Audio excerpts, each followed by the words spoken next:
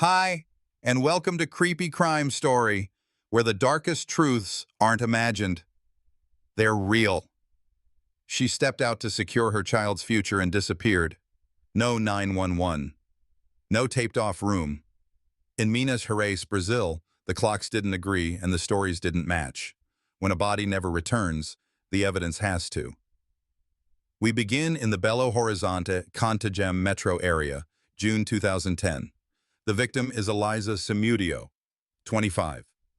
In the days prior to her disappearance, she pursued legal recognition and child support arrangements tied to a high-profile figure. Communications show normal cadence until a narrow window where her phone traffic drops and routine breaks.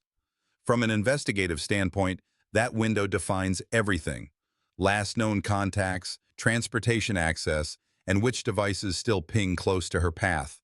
There is a non-negotiable fact to lock from the start. Eliza's body was never recovered. That means this is a no-body homicide inquiry. Without the biological scene work a recovered body might allow, the case must stand on converging circumstantial pillars: timestamps, movement feasibility, corroborated witness statements, and device or vehicle traces that hold under scrutiny. In cities like Belo Horizonte, murders aren't just crimes. They ripple through families, clubs, and headlines. But a ripple is not proof. Proof is clockwork. The final 48 hours are reconstructed by routine artifacts: message timing, call duration, calendar notes related to legal steps, and practical logistics like rides, drivers, or handlers. Investigators isolate the break-in pattern, then expand outward. Who last had in-person access? Who managed transportation? Who claimed to have seen or spoken to her after the phone went dark? Each claim is put against a feasibility grid: distance, traffic, and how long a person could traverse the metro before a gap becomes mathematically impossible. The method is sterile by design. Certainty comes from what remains when convenience falls away. Early statements surfaced that suggested voluntary travel, later sightings, or an argument that ended with temporary separation. Those accounts are logged, not weighed for emotion but for physics. Could the speaker be where they say at the minute they claim? Do their devices agree? In a no-body case, lies tend to stretch the clock. Truth compresses it. One line from an investigator's notebook sits in the margin. The data aligned too cleanly. Sometimes that was the problem. When timelines snap together too perfectly, you check who benefited from that neatness and who had the ability to rehearse it. If there is no body and no traditional scene, what remains that can prove a homicide? The answer won't be one dramatic find, it will be a chain. A route can stand in for a room. A handset can substitute for a camera. A silence at the exact wrong minute can weigh as much as a shout. Our next steps will tighten the field of people who still fit inside the critical window once we align phones, travel time, and access. The disappearance window is fixed. Now we define who had access, leverage, and operational reach inside it. The victim is Eliza Samudio, 25, living in the Belo Horizonte Contagem metro in June 2010, and pursuing formal recognition and child support for her child. Her case file shows a young mother pushing a legal process forward, documenting contact and signaling specific appointments. That context matters because it establishes motive pressures around paternity, finance, and reputation. Pressures that do not, by themselves, prove a crime, but do explain why the hours around her last confirmed activity would be contested so hard. Investigators start with people who could physically move Eliza or control her movements in that window. In a celebrity orbit, that rarely means one person acting alone. There are schedulers, drivers, fixers, informal security, and friends who become conduits for messages and rides. Names surface in public records and reporting not as villains in a script, but as points on a contact graph. Each point gets the same questions. Did this person have in-person access to Eliza in the 48 hours before the phone went dark? Could they authorize a pickup? Did they ride in the same vehicle? Can their devices and their timeline withstand time-distance checks? The access graph quickly sorts into tiers. Tier 1, direct personal contact, individuals Eliza met or planned to meet, and anyone documented as arranging transport. Tier 2, facilitators, people who could open doors, borrow cars, or route calls. Often they appear late in statements described as just helping. Tier 3, peripheral observers, friends or associates who report sightings or messages that, when plotted, fall on either side of the disappearance window. For each tier, the standard is the same. State a claim, then test it.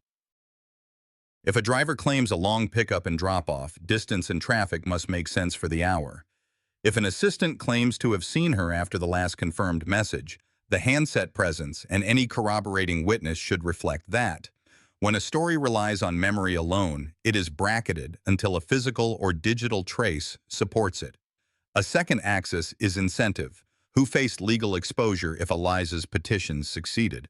Who had reputational risk as the case moved from private negotiation to formal recognition? This is where the presence of a high-profile athlete in the record becomes procedurally relevant, not as a narrative twist, but as a practical explanation for the number of handlers and the urgency around message control. Public reporting and case materials identify Bruno Fernandes de Souza as the athlete at the center of the dispute. He is later convicted in 2013, but at this stage of the reconstruction, we treat his circle as a logistics ecosystem to be mapped, not a conclusion to be announced. Within that ecosystem appear associates later named in court actions, including Luis Enrique Romeo, Macarao, and Marcos Aparecido dos Santos, Bola. Again, the method stays the same. Plot claims against clocks. Pressure points are easier to allege than to prove. That is why the case leans on converging traces rather than emotion. Investigators pull phone logs, message timing, and handset presence to track who is co-located with whom and when. They look for vehicles that change hands on short notice, for rides that begin or end near Esmeraldas or Vespasiano, both labeled from the outset as alleged sites, not processed scenes. If a facilitator places Eliza in a car routed toward an errand, the runtime must match the map. If a witness cites a late-night drop-off back in Belo Horizonte, that claim must survive handset pings and third-party confirmations. In towns anywhere, big or small, murders aren't just crimes, they tear at the fabric of a community. But that fabric doesn't decide cases. Clocks and routes do. There is also the question of message coordination. Some accounts arrive too neat, with identical phrasing across different speakers. In one investigator's margin note, the data aligned too cleanly. Sometimes that was the problem. When two timelines snap together without ordinary human variance, you check for rehearsal or for a single source coaching multiple voices. The remedy is mechanical. Separate interviews, compare unscripted details, and see whether independent facts, cell sector changes, ATM camera frames, toll booth transactions, support what was said. Where a story survives independent verification, it stays on the board. Where it fails, it drops. Nothing in this chapter reaches for drama.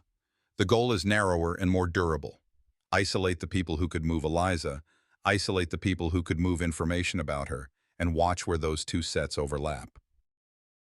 That overlap becomes the watch list for the next phase of the reconstruction, where statements are run against hard limits, distance, speed, and device behavior, and where alleged routes, not a traditional body scene, carry the evidentiary weight. By the end of this mapping exercise, the case has a working roster, a tiered access model, and a short list of claims that must pass the clock. It also has a fixed boundary. No body was recovered, and neither Esmeraldas nor Vespasiano is treated as a processed found body scene in this narrative. They are potential waypoints to be tested, nothing more, until other pillars corroborate them. The access map is built. Now the route has to carry the weight a traditional scene would have carried. Investigators reconstruct movement through Minas Gerais in June 2010 by aligning three things that do not care about reputation: distance, time, and device behavior.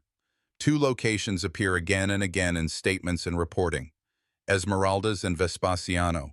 From the outset, they are treated as alleged sites, not processed, found body scenes.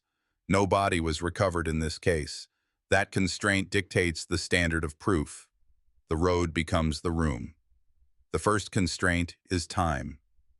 Using the last confirmed activity from the victim's phone as a fixed point, analysts build a travel envelope measured in minutes, not hours. They take known start points in the Belo Horizonte or Contagem metro and model how long it would take a car to reach the outskirts of Esmeraldas under typical conditions. They repeat the model for Vespasiano, accounting for direction of travel and the likely connectors. Even without wall-to-wall cameras, metro area roads have predictable baselines. If a witness claims a quick run across both legs inside a window that physics will not permit, that claim is downgraded until new corroboration appears. The method is clinical by design. You don't ask whether a story sounds reasonable, you ask whether it fits a clock. The second constraint is co-location. Device presence does not prove contact, but it can disprove convenience. If two phones claim to be together, sector changes should show parallel movement. If a person claims to be across town while their device moves along the corridor that leads toward Esmeralda's, that is a conflict a jury understands. Consistency earns weight. Conflict creates pressure. Where statements place the victim on an errand, the handset's silence or sudden routing change is treated as an event, not a mood. In a no-body case, silence can be a measurable object when it begins inside a narrow window and lines up with someone else's opportunity to control movement. The third constraint is logistics. People rarely execute complex travel without leaving administrative edges. Vehicles are borrowed. Keys change hands. A driver is added to a day's plan on short notice. Those edges generate small records, messages sent to confirm a pickup, a name repeated by more than one witness, a parking or gate entry that exists only to someone who needed it that night. Investigators compile these edges and overlay them on the route envelope. The goal is simple: find which names recur near the alleged corridor to Esmeralda's and later to Vespasiano during the precise period when the victim's routine breaks. As the grid tightens, patterns appear. Accounts that once sounded independent share the same phrasing. Two different people recall an identical time mark for a transfer that should have some ordinary drift. That is not proof of harm, but it is a signal that a story may have been synchronized. The correction is procedural. Separate those accounts, remove cross-contamination, and retest each against the root model. Where a statement survives on its own, it stays. Where it only stands when propped up by another speaker, it loses weight. One investigator notes the concern in plain terms: the data aligned too cleanly. Sometimes that was the problem. Neat timelines are not rejected on principle, but they are audited for the human variance real nights contain. The absence of a recovered body forces a further rule. Neither Esmeralda's nor Vespasiano is portrayed as a processed homicide scene. They are waypoints that must be earned through convergence.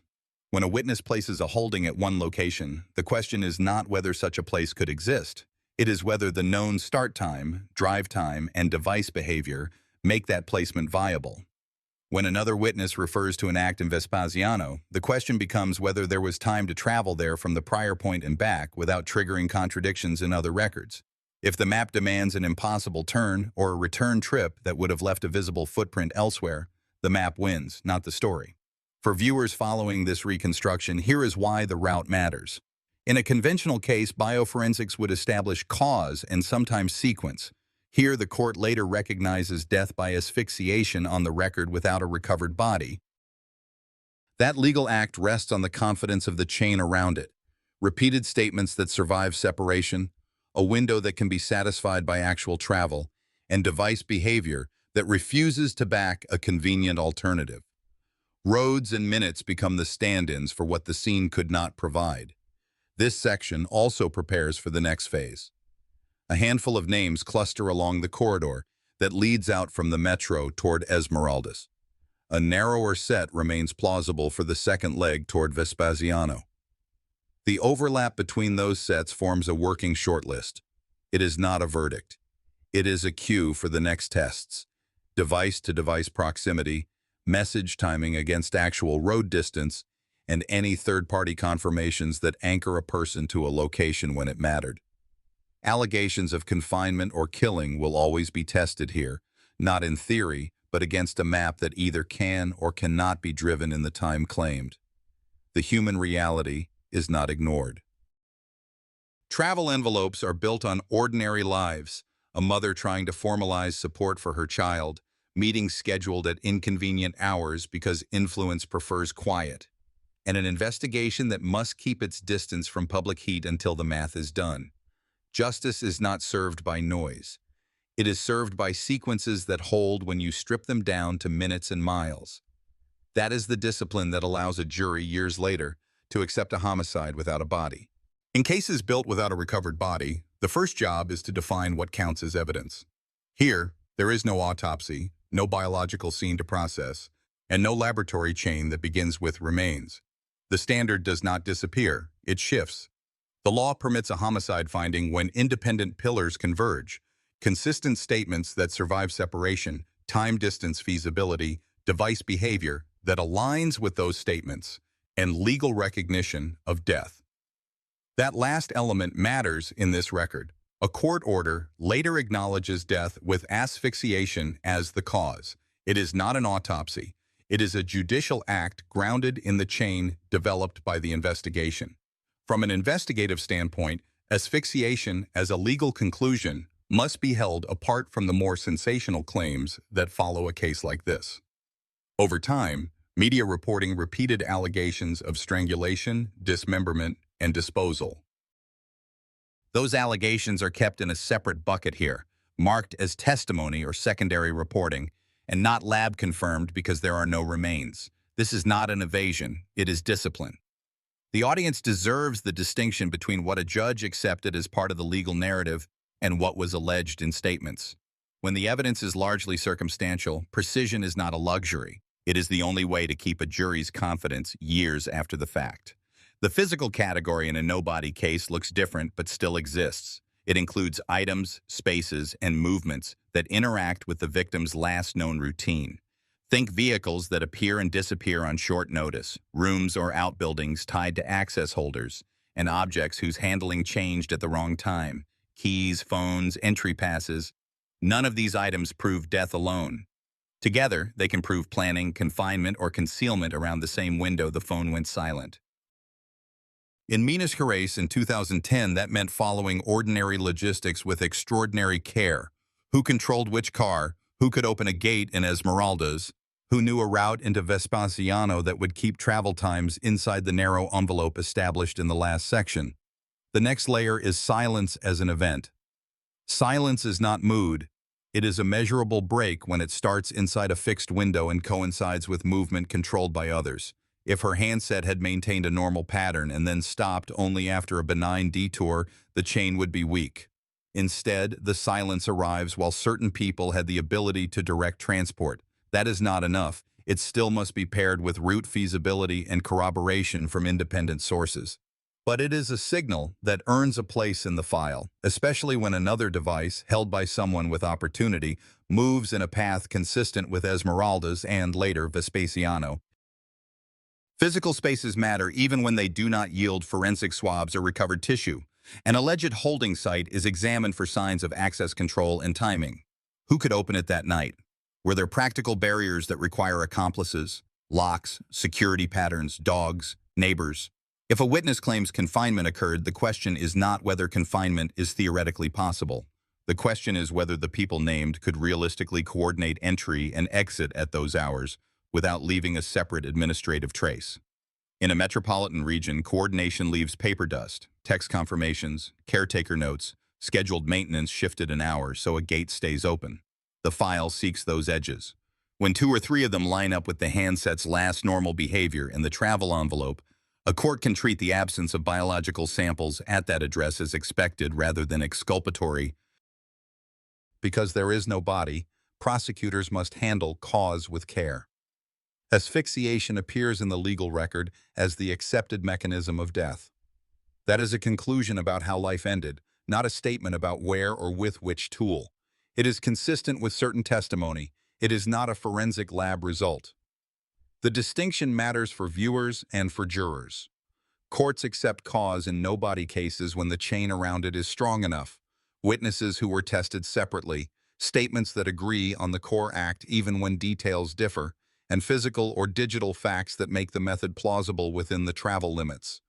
When a method is alleged that would have left obvious traces a third party could have seen or heard, the case weakens. When a method can be carried out quickly in a controlled space that the named actors could access, the case holds. The defense line in most no-body cases is predictable. Alternative explanations for disappearance, rumored sightings, and the suggestion that silence equals flight. Rumor is handled by verification. Sightings have dates and places. Those dates must exist in some other record, and those places must be reachable inside the known windows. Often they are not. The flight theory fails when the victim's ongoing legal steps make disappearance irrational, ongoing petitions, support filings, appointments already on a calendar. It also fails when there is no fresh, independent evidence of life after the window, no banking in a new city, no genuine phone activity that survives carrier checks, no third-party identification that holds up under basic scrutiny. A jury does not need absolute certainty. It needs certainty beyond a reasonable doubt built from these consistent failures of the alternative. There is a human side that cannot be ignored, even in a clinical build. A young mother pursuing recognition for her child does not erase herself. People under threat sometimes make poor choices about meeting times and places. That does not excuse harm. One humane rule of this reconstruction is to keep the victim's agency visible. She was moving through formal channels. When that motion stops exactly when others had the means to control her path, the moral weight is clear even before the legal outcome is read. In towns large or small, violence erodes trust.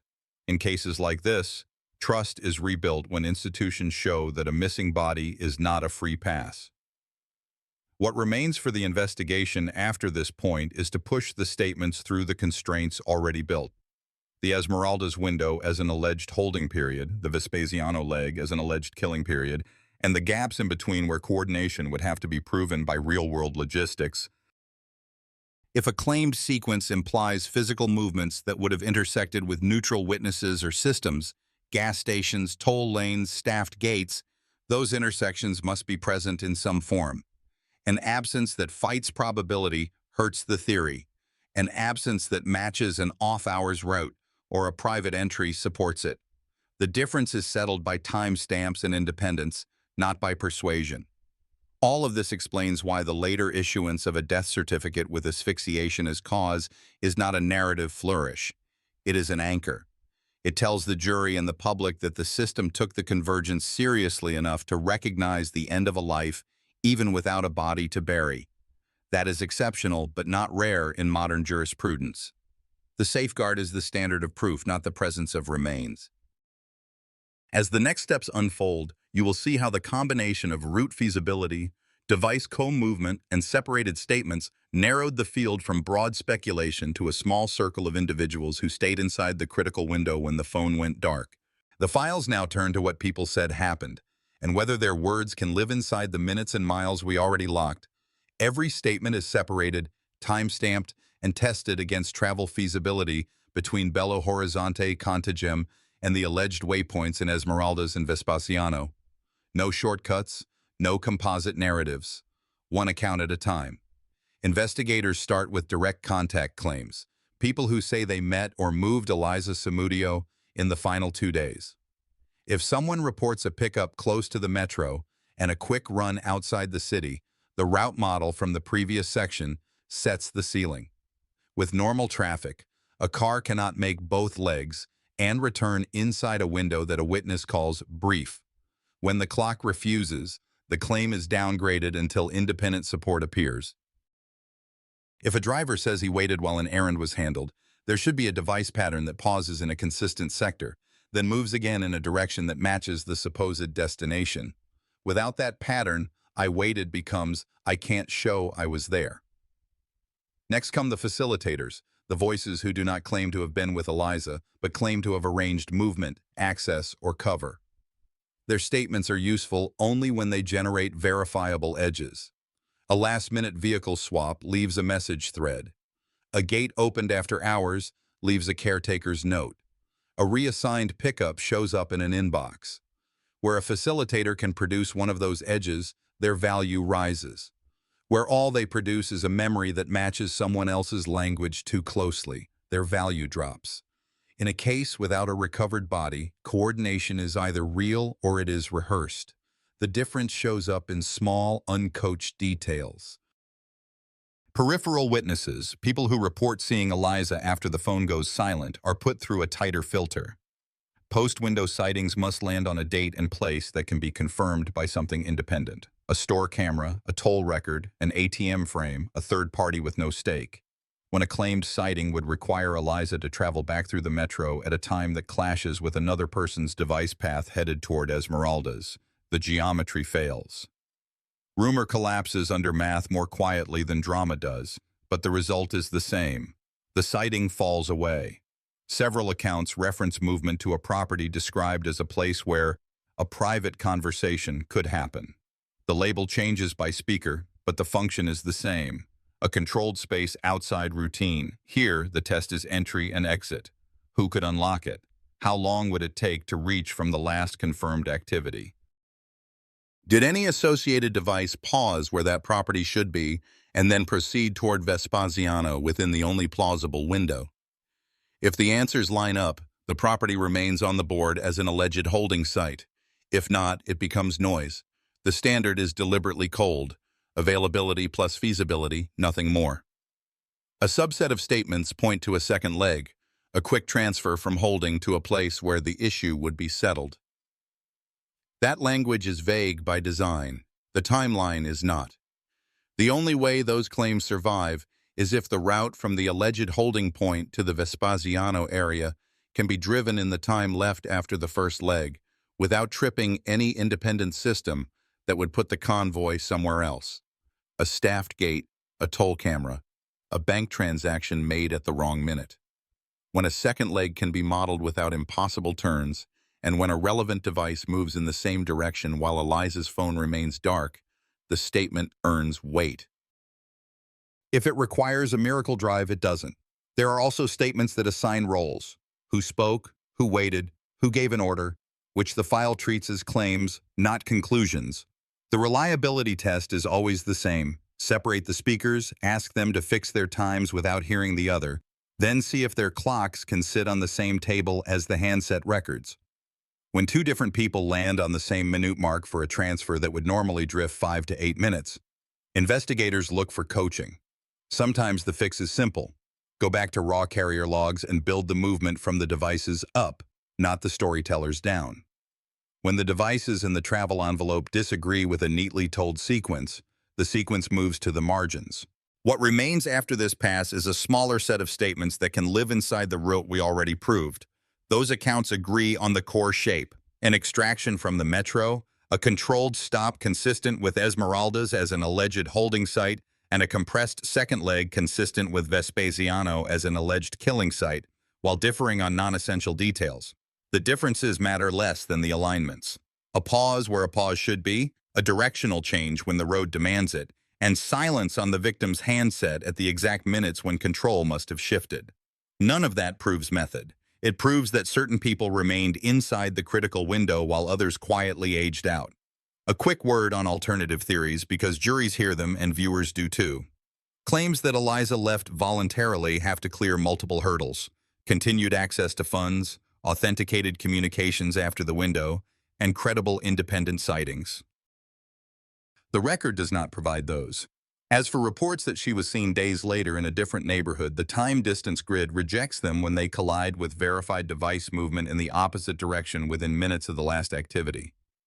The simplest test is the cleanest. A person cannot be in two corridors at once. There is a human dimension worth noting even in a procedural chapter.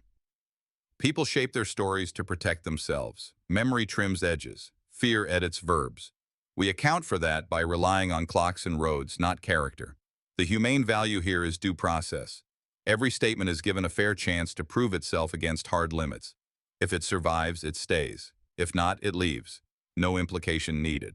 Justice is not loud, it is cumulative.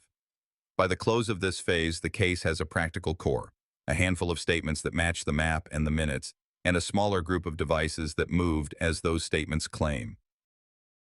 That is enough to push the file into the next step: pairing the surviving accounts with specific handset-to-handset proximities and message timings, and seeing which names still overlap when the systems are counted.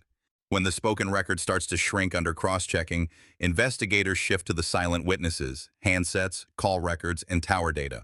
In this case, the disappearance of Eliza Samudio in Minas Gerais, Brazil, 2010, had already been mapped against travel envelopes and tested against inconsistent statements. The next layer was to ask which devices moved together and which ones broke the pattern. The first sweep looks at Eliza's own phone. After her last known interaction, activity stops completely. No outgoing messages, no calls, no bank-linked pings. That silence matters only when paired with the movement of other devices. Several numbers linked to associates in her circle remained active during the critical hours. When plotted, two of them traveled the same corridor consistent with the alleged transfer from the Contagium Belo Horizonte metro area toward Esmeraldas, then further toward Vespasiano. Their movement overlapped closely, suggesting they were in the same convoy. Analysts then compared timestamps. When Eliza's handset dropped offline, one of those associated devices moved steadily through coverage sectors toward a rural edge. If she had chosen to leave independently, her phone would likely show at least one more trace: an outgoing signal, a transaction, or a passive location update. Instead, the phone stopped while other handsets advanced. In a no-body case, that is the digital equivalent of a locked door. You cannot see what happened inside, but you know who walked past it. Cross-referencing continues with communication bursts. Just before the silence, there were calls between two numbers later tied to people who would come under suspicion. Those calls were unusually short, clustered tightly, and then stopped. No follow-up later in the night. Patterns like this often suggest coordination, not routine chatter. Investigators flagged them and tested their timing against the convoy path. The fit was exact. Defense teams in no-body cases argue that phone data can mislead.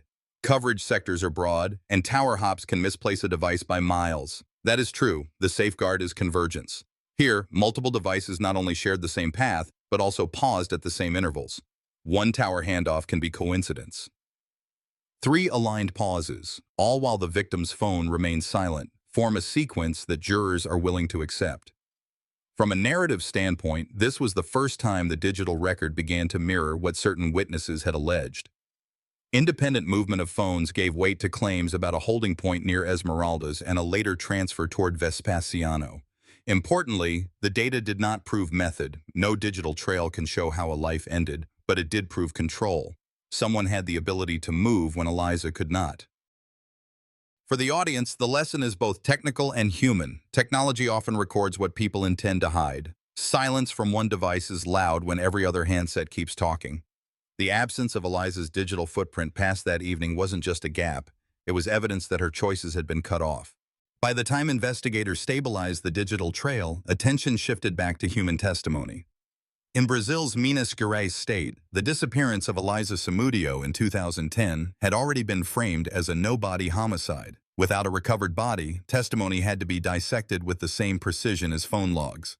Authorities interviewed multiple individuals connected to the events surrounding Eliza's last hours. Some admitted to logistical roles, driving, transporting, or simply being present at properties where she was reportedly held. Others denied involvement outright, offering alibis built on vague time references. What separated useful testimony from background noise was whether a statement could be anchored to verifiable data. One associate initially claimed he had not seen Eliza after a certain day. When investigators pulled his phone records, the claim collapsed. His device had connected with others known to be part of the convoy at the exact moment Eliza's phone went dark. That inconsistency was not presented as proof of homicide, but it undermined credibility. Once a witness is caught in a lie, every subsequent word carries less weight. Another witness described a holding location near Esmeraldas, a semi-rural site that matched tower records of several other handsets. His account was specific: who entered the property, how long they stayed, and which vehicles were present. Investigators validated this timeline against surveillance footage from a nearby road, showing convoys at the correct hour. It was not enough to prove what happened inside, but it confirmed movement patterns outside. In court preparation, prosecutors grouped witness statements into categories: corroborated by digital evidence, partially corroborated, and unsubstantiated. This organization avoided the trap of leaning too heavily on any single account. Instead, they showed jurors how multiple strands, each fragile on its own, wove into a coherent timeline. The human element, though, was undeniable. Some witnesses appeared conflicted, torn between loyalty and fear. A few later expressed regret in off-record conversations. That emotional layer was not admissible evidence, but it painted a portrait of pressure and hierarchy. Some individuals had authority. Others followed orders, and Eliza was caught in the middle. For the audience, the takeaway is clear. Testimony in nobody cases is fragile, but when cross-checked against devices, travel routes, and surveillance, even reluctant voices can add weight to the chain. Silence is not neutral. It usually favors those who benefited from the disappearance. In 2010, prosecutors in Minas Gerais faced a daunting task, proving a homicide without a body. The case of Eliza Samudio, missing young model and mother, would come to hinge not on forensic recovery but on layers of circumstantial evidence. Inside the courtroom, prosecutors laid out their narrative step by step. They presented digital records showing Eliza's phone going silent after moving along routes tied to known associates. They showed how the convoy of vehicles tracked through tower pings aligned with witness testimony and how inconsistent alibis broke down when compared with device logs. They highlighted the witnesses who admitted to logistical roles, drivers and handlers, and how those accounts intersected with surveillance footage and travel timelines. It was not one dramatic discovery but a chain of corroborations that built weight. The defense argued absence of a body meant absence of proof. But prosecutors countered with the principle accepted in no-body cases worldwide. When every thread points to the same conclusion, lack of recovery does not erase responsibility. One investigator described it plainly. Every time a lie collapsed, another piece of the puzzle locked into place. In March 2013, after lengthy proceedings, the court delivered its ruling. Bruno Fernandes de Souza, then a star goalkeeper with national recognition, was found guilty of orchestrating Eliza's murder. The judgment held him accountable as mastermind, ordering her strangulation, dismemberment, and disposal. He was sentenced to 22 years and 3 months in prison. The verdict reverberated far beyond Minas Gerais. In Brazil, it sparked renewed debate about violence against women and the power imbalance faced by victims when abusers hold social status or wealth. Eliza's name became more than a headline. It became a cautionary symbol. Advocacy groups used the case to press for stronger protections and to remind the public that celebrity cannot shield a perpetrator from justice. 15 years later, in 2025, the case remains a reference point in discussions of gender-based violence. For many, Eliza's absence is felt more than her presence ever was allowed to be. Her story stands as a reminder. When society turns away from early warning signs, threats, control, intimidation, the consequences can be irreversible. As a narrator, it is important to close with clarity. This was not two different endings, not conflicting timelines. One woman disappeared. A chain of evidence pointed back to those responsible. And the Brazilian justice system handed down its verdict. Looking back on this case, I can't help but think about how fragile safety can be and how quickly silence can replace someone's voice. For me, the lesson is clear. We can't wait for tragedy before we start listening, protecting, and believing. Justice matters, but prevention matters more. As you reflect, I'd love to hear your thoughts. What do you take away from Eliza's story? If this video reached you, share where you're watching from or what struck you most. And if you haven't yet, hit subscribe so you won't miss the next story we uncover together.